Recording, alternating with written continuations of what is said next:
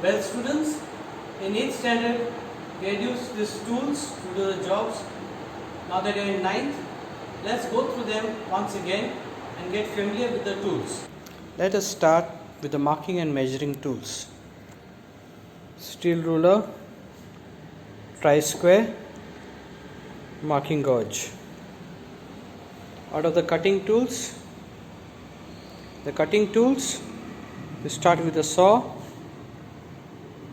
crosscut saw, tenon saw, hacksaw.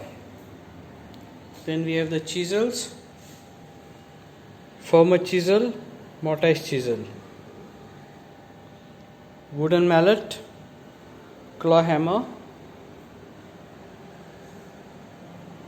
iron jack plane, block plane,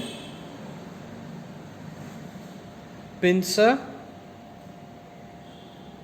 wooden rasp, combination stone, the holding tools, C-clamp, and the carpenter's bench vise.